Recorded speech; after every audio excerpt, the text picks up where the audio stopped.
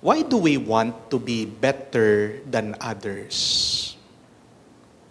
Bakit gusto mong maging mas magaling kesa sa iba? Gusto natin tayo yung pinaka mabuti, pinaka magaling sa ating trabaho, pinaka mayaman. Sabi nga po nila, life is a lifelong competition. Life is a lifelong competition. Bawat stages daw, panahon ng ating buhay, meron tayong gustong patunayan na mas nakaangat tayo, mas nakalamang kesa sa iba. Halimbawa, pagkapanganak daw ng bata hanggang 2 years old, ano yung pinag-uusapan? Sino yung pinaka-cute na sanggol? Di po ba? Pag nakita mo yung sanggol pag nakita mo yung baby ng iba, sinasabi mo, ay, ang cute, cute, cute, cute. Ang ganda, ang gwapo. Pero pagkatapos, pag wala na, nilalait mo, pangit lang. Ang itim-itim. Panguyong ilong. Mas maganda yung apo ko. Mas gwapo yung mga anak ko. Hindi po ba ganyan? Pag naman po 3 years old to 8 years old, ano pinag-uusapan ng mga bata? Paramihan daw ng laruan. Mas maganda yung laruan ko kesa sa iyo. Mas marami akong toys. Pagdating naman po ng 9 years old to 18 years old, ano naman po ang pinag-uusapan? Pataasan daw ng grades. Pinagmamalaki, valedictorian ako. Salutatorian ako. May medal ako. Kayo wala. Kaya yung iba, hanggang doon na lang sa best in conduct, perfect attendance. Pag walang medalya na madala sa graduation, ang ginagawa ng iba, bumibili ng medalya para mayroon lang maisabit sa kanilang mga magulang. Hindi po ba? Pagdating daw ng 19 years old to 25 years old, anong pinag-uusapan? Pagandahan ng eskwela. Saan ka pumapasok? Ako, Ateneo. Ikaw, ako, De La Salle. Pag hindi kilala yung iyong eskwela, hindi mo masabi-sabi dahil ang baho-baho ng pangalan. Di po ba? Ayaw mo sabihin. Dapat primera klase ang iyong eskwela. Pinagmamalaki mo. Pagdating mo ng 26 years old to 35 years old, ano naman ang pinag-uusapan? Pagandahan daw ng asawa. Papogihan ng asawa. Pagandahan ng pamilya. Pagdating naman ng 36 years old to 45 years old, anong pinag-uusapan? Palakihan ng income. Mas mayaman ako kesa sa inyo. Hindi sasabihin directly, pero mararamdaman mo, hindi po ba? Pagdating naman ng 46 years old to 55 years old, ano ang competition? Padamihan ng gamit, palakihan ng bahay, pagandahan ng kotse, pagandahan din ng mga devices. Yun yung importante. Pagdating naman ng 56 years old to 70 years old, anong pinag-uusapan ng mga matatanda? Padamihan daw ng gamot. Padamihan ng sakit. Yung pong mga matatandang pari, ganyan eh. Pag nagre-retreat kami, binibilang, ilan yung mga gamot mo? 10. Sa akin, 15. Ano yung sakit mo? Meron akong arthritis, meron akong ulcer, etc., etc. Yan ay pinag-uusapan pag matanda ka na. Pag 70 years old, pataas. Ano po ang paligsahan? Ano nang pinag-uusapan? Tapos na yung gamot, tapos na yung sakit. Pabonggahan daw ng libing. Pati yun pinag-uusapan. Opo, maririnig mo yung mga nakikipaglibing, nakikipaglamay. Buti pa doon sa isang libing na pinuntahan ko. Merong mani, may chichirya, may ice cream. Dito, sopas lang. Sabi ko, pati yun, reklamo. Di po ba? Life is a lifelong competition.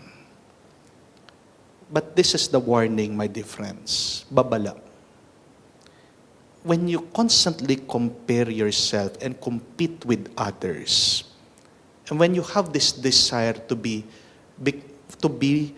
become more better than others, you are becoming like the devil and not like God. Narinig niyo po ba doon sa ating unang pagbasa tungkol po sa Diyos at ang demonyo nag-uusap? Pinagmamalaki ng Diyos itong si Job. Sabi niya, itong aking alipin, itong aking servant, itong aking minamahal na si Job, walang papantay sa kanyang katapatan, sa kanyang kabutihan.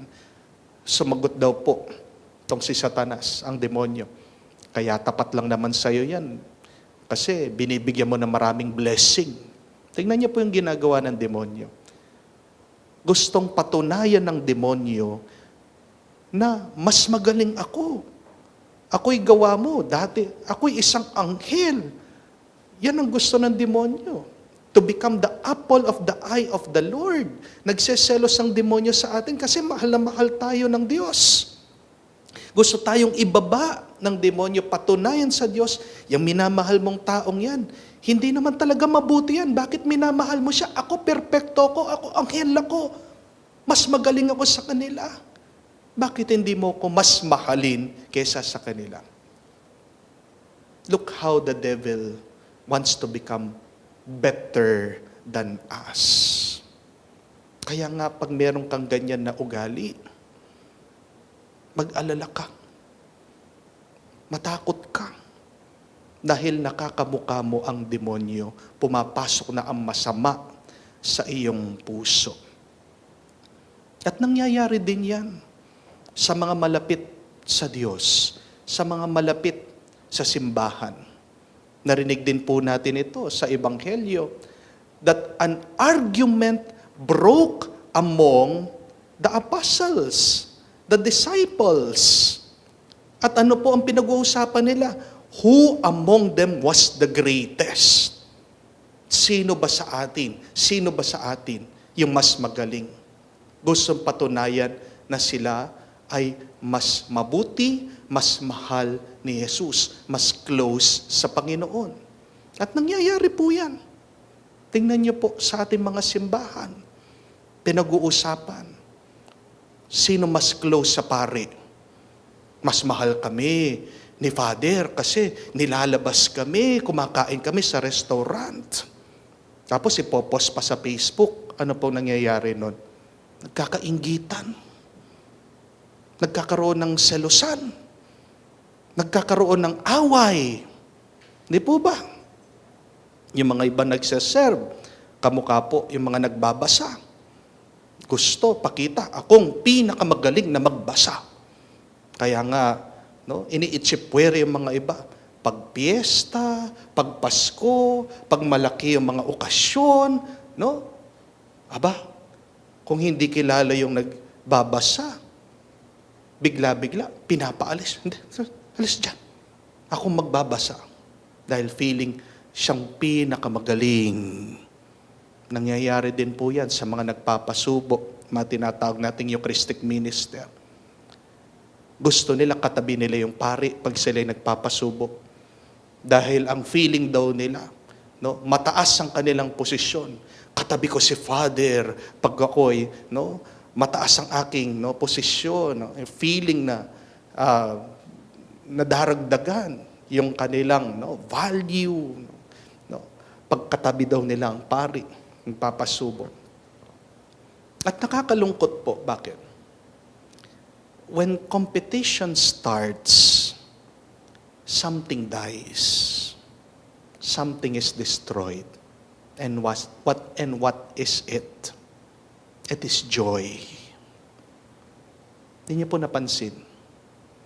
Pag nag-uumpisa na gusto mong maging mas magaling ka, mas mabuti, pag ikaw ay nakikipag-unahan sa iba, nawawala yung tuwa, nawawala yung saya. Kaya nga ang ating Panginoon, kinuha daw ang isang maliit na bata at sinabi niya, no, kung hindi kayo magiging kamuka ng maliit na batang ito, hindi kayo makakapasok sa langit. Whoever does not receive this child in my name does not receive me.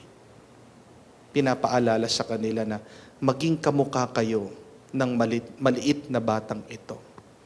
Because whoever becomes the least among you becomes the greatest.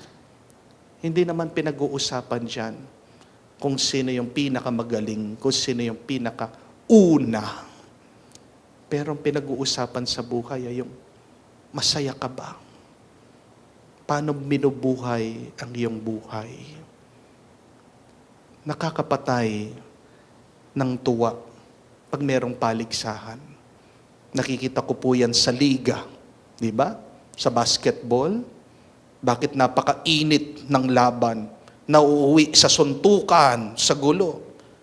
Laro lang naman. Kasi yung laro, naging competition na. May pinag-aawayan. Let us remember the words of Pope Francis, who said, joy is the air that every Christian should breathe.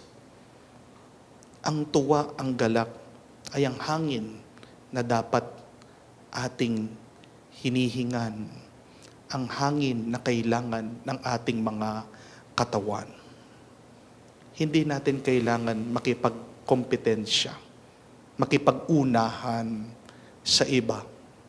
Ang kailangan lang natin ay mabuhay dito sa mundo, maging masaya ka sa iyong buhay, sundan mo ang utos ng Diyos para ikaw ay pagpalain niya at darating ang araw, ikaw ay makauwi sa langit. Do not need to compete with others. What you need is to live your life faithfully, joyfully, and lovingly. And that is enough. Amen? Amen. We pray to remove pride in our hearts, to remove jealousy from our hearts. And we pray that we can become more faithful in our mission, living this life joyfully, faithfully, and lovingly. Amen.